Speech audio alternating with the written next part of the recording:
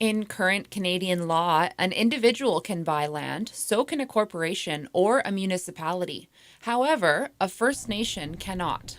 In the past, nations have had to jump through figurative hoops in the system, like incorporating a company under the nation's name or other alternatives, in order to hold land. This antiquated system is now proposed to change, allowing First Nations to purchase land directly under their own name.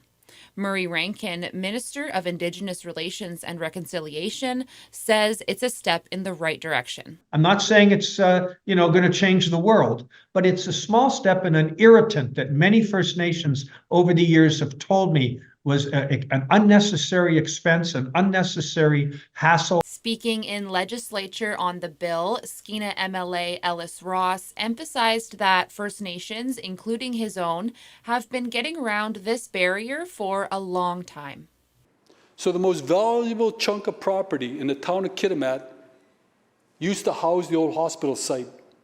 And the BC government at the time worked out an agreement with my band to purchase the property. We did that without Bill 13 on a government-to-government relationship. Bill 13 aligns with the implementation of the United Nations Declaration on the Rights of Indigenous Peoples, or UNDRIP, and Minister Rankin says it's all a part of reconciliation. So there's a lot of things in that declaration, that UN document, that talk about land and holding land and making it easier. It's part of self-determination. It's so important for economic development that land is more readily available to First Nations to create community, to bring people home. All of that is part of reconciliation. And some tell me that the most important part of reconciliation is economic reconciliation.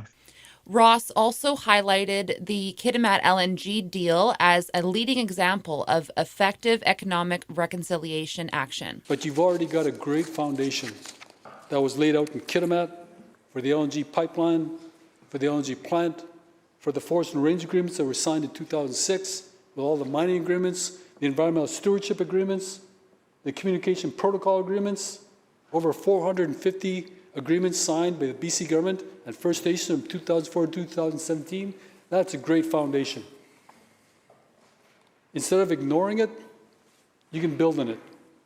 And Bill 13 is a small piece in that, and I look forward to understanding more details about the mechanisms of Bill 13. Bill 13 has received unanimous support so far and is expected to pass in legislature. For CFTK-TV News in Terrace, I'm Jaylene Matthews.